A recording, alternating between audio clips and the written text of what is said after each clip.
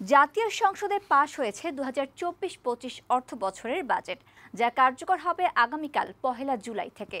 আগামী অর্থ বছরে সরকারকে 7,97,000 কোটি টাকা এবং দায়যুক্ত তহবিলের অর্থ ব্যয়ের অনুমোদন দিয়ে নির্দিষ্টকরণ বিল সংসদে সর্বসম্মতভাবে পাশ হয়। এই বিলের মোট অর্থের পরিমাণ 12,41,752 কোটি 32,09,000 টাকা। এবারের বাজেটে অবৈধ আয় বৈধ করার সুযোগ যেমন আছে, তেমনি ব্যক্তি সর্বোচ্চ আয়কর 25% বহাল রাখা হয়েছে। আর জানাচ্ছেন তানজিলা নিঝুম। মাননীয় সদস্যবৃন্দ, দিনের কার্যসূচি 2024-25 অর্থ বছরের জাতীয় বাজেট পাশের জন্য রোববার সংসদে বিভিন্ন মন্ত্রণালয় ও বিভাগের ব্যয় নির্বাহে আলাদা বরাদ্দ ও মঞ্জুরি দাবি উত্থাপন করা হয়। সংশ্লিষ্ট মন্ত্রীরা 59টি বরাদ্দ দাবি সংসদে উপস্থাপন করেন।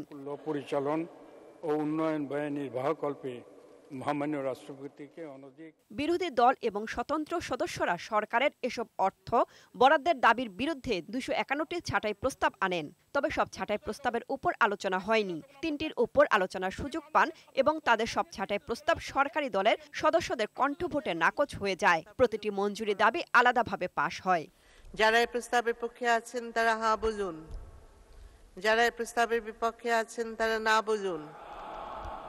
না জয়যুক্ত হয়েছে, না জয়যুক্ত হয়েছে, না জয়যুক্ত হয়েছে। অতএব ছাঁটাই প্রস্তাবগুলো নাকচ হলো।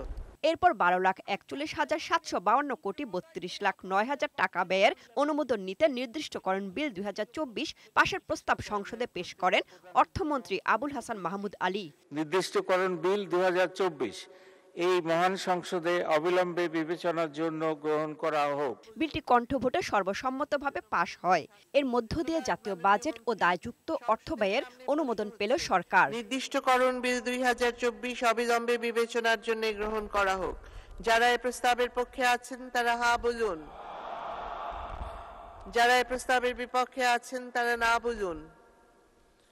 হ্যাঁ জয়যুক্ত হয়েছে, হ্যাঁ জয়যুক্ত হয়েছে, হ্যাঁ জয়যুক্ত হয়েছে। অতএব নির্দিষ্টকরণ বিল 2024 অবিলম্বে বিবেচনার জন্য গৃহীত হলো।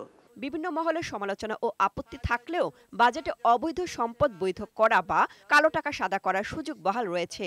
তবে ব্যক্তির সর্বোচ্চ আয়কর 30% করার প্রস্তাব প্রত্যাহার করে আগের মতো 25% বহাল রাখা হয়েছে। 2024-25 অর্থ বছরের জাতীয় বাজেট 1 জুলাই থেকে কার্যকর হবে। গত 6 জুন অর্থমন্ত্রী জাতীয় সংসদে নতুন বাজেট প্রস্তাব করেছিলেন। তানজিলা নিঝুম, বৈশাখী সংবাদ, ঢাকা।